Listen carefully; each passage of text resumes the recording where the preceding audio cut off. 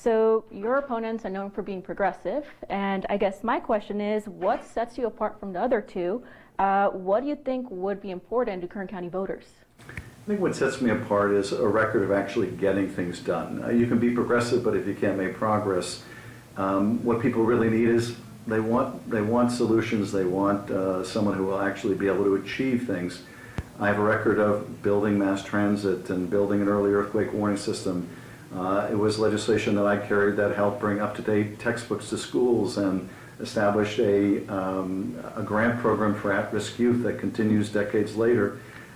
And so I think I have a record that is second to none in terms of actually accomplishing things, working with people of diverse viewpoints and getting things done. I'm very proud to have the support of more than 20 of my House colleagues. It's rare for them to get involved when there are multiple people running, but they have endorsed my campaign because they're looking for someone who will get things done in the Senate, will work to improve the quality of life for all of California. All right. My next question is, sorry, I'm a bit nervous. Governor Newsom and state legislators have passed environmental policies that have affected Kern County's economy, and they talked a little bit about that during the meeting. How would you advocate for Kern County energy in the Senate?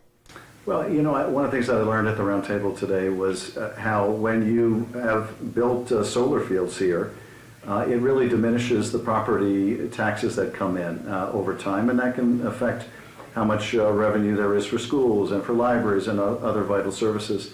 And so I think it's important for the federal government to be a good partner and to decide, okay, if you're going to incentivize renewable energy, then we got to make sure that nonetheless city services and county services don't deteriorate as a result. We also, you know, want to help Kern County. I want to help the county achieve its energy ambitions. And one of the things that Kern County wants to do is be a leader in carbon capture technology and bring back thousands and tens of thousands of jobs to the region.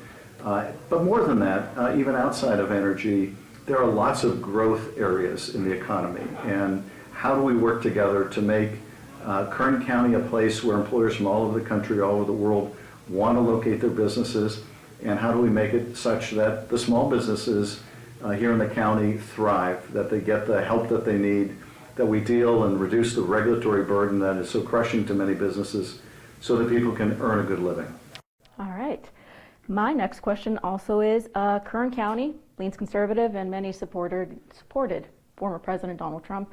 What do you have to say to voters here that might be concerned about your efforts during the impeachment investigations? Well, you know, look, there are going to be people who don't agree with the impeachment of Donald Trump. But this is what I would say. When it comes to quality of life issues, when it comes to how good is the school you're going to send your kids, or how good will the air that you breathe be, what is the quality of the water going to be, what are the quality of the jobs going to be, you will not have a more fierce advocate for Kern County than Adam Schiff. So we may have our differences over Donald Trump, and we do, but when it comes to the quality of life things that matter to people every day, you're going to have a dogged advocate in Adam Schiff. As dogged as I am, when it comes to things I believe in on the national level, I'm going to be that way when it comes to advocating for this community. All right. I have two more questions, and I know you're in a hurry. So what's the next one? With inflation still record levels, do you still support major legislative efforts like the infrastructure bill and the Inflation Reduction Act? Have they had the anticipated outcomes? You know, we are seeing, happily, thankfully, knock on wood, inflation substantially reduced. So we're not there yet. It's still too high, but it has been reduced very appreciably, and I think it is in part because of how the administration has performed and how Congress, through the infrastructure legislation and other bills, have created good jobs and have also worked to bring down the cost of goods, address the supply chain problems. So we are seeing a lot of progress when it comes to reduction of inflation, but there are certain elements of the economy, frankly, that were a problem even before inflation. The high cost of housing, I would put chief among them. It is still way too high, and there we're going to have to increase the supply of housing, which means, you know, make it cheaper to build, make it easier to build, reduce the time to get the approvals that are necessary to build housing, and we're also going to have to make sure we have good jobs so that people can afford housing. All right, last question. If Senator Feinstein continues to show decline, would you voice her support?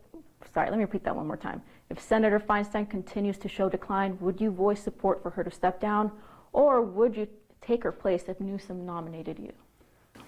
I think it will ultimately be the senator's decision about her own health, and I'm not sure that I can advise her, not knowing in particular what her health is like.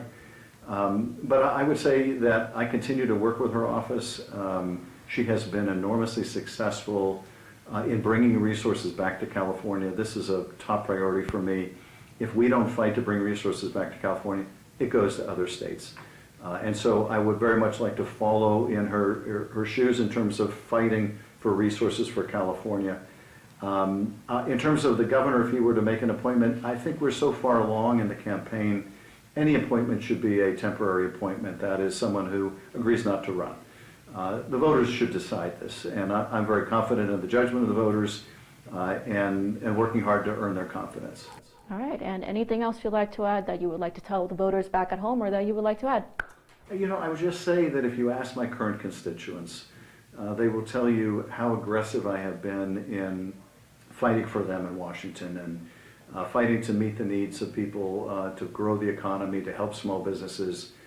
I would love to do that for Bakersfield, for Kern County, and for the rest of the state. And greatly appreciate the opportunity to sit down with knowledgeable people in the community today. Look forward to many, many visits in the future, and have been so enjoying my time here. All right, thank you. Thank you so much. Thank you.